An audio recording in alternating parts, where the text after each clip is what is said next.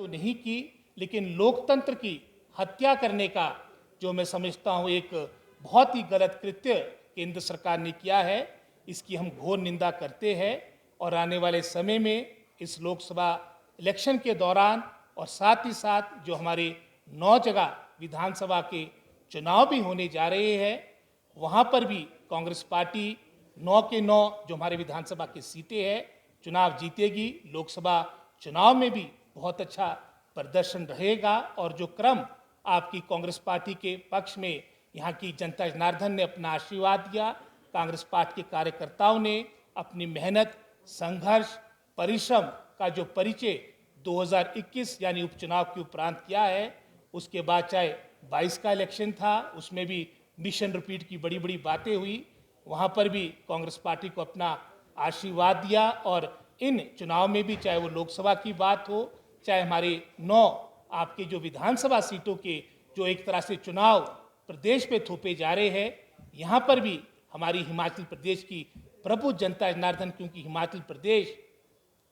आपकी देवभूमि है, यहाँ पर भारतीय जनता पार्टी का छल कपट नहीं चलेगा, यहाँ पर निश्चित रूप से न्याय मिलेगा। और कांग्रेस पार्टी बहुत अच्छा प्रदर्शन जहाँ लोकसभा के चुनाव के दौरान करेगी, लोकसभा चुनाव में करेगी।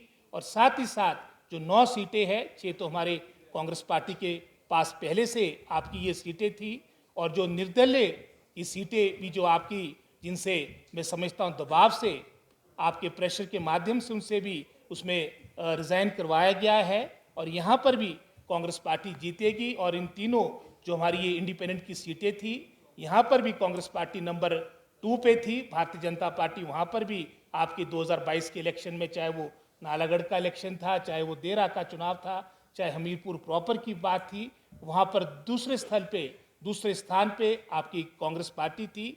यहाँ पर भी कांग्रेस पार्टी अपना परचम लहराएगी। तो यही कुछ बातें मैंने आपके साथ साझा करनी थी। इसके अलावा कोई सवाल आपका है उसके, और एक बहुत ही महत्वपूर्ण जो हमने, मैं समझता हूँ 1500, ये भी एक बहुत ही महत्वपूर्ण चुनाव के दौरान हमारी महत्वपूर्ण घोषणा थी, हमारी गारंटी थी।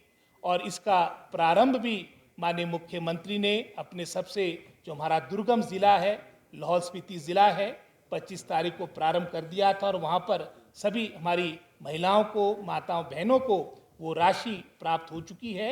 और इसके अलावा भी पूरे प्रदेश में इस योजना को प्रारंभ कर दिया गया था।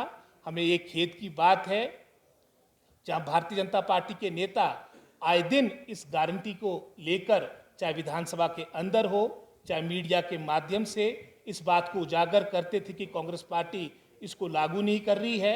जब लागू करने का समय आया, हमने इसके लिए पैसे का प्रावधान किया, तब इसका विरोध करके स्वयं जयराम ठाकुर जी अपने अन्य विधायकों के साथ, भारतीय जनता पार्टी के अपने वरिष्ठ नेताओं के पास साथ इलेक्शन कमीशन में गए थे। इसका विरोध वहाँ पर उन्होंने, मैं समझता हूँ वहाँ पर उसका विरोध किया है।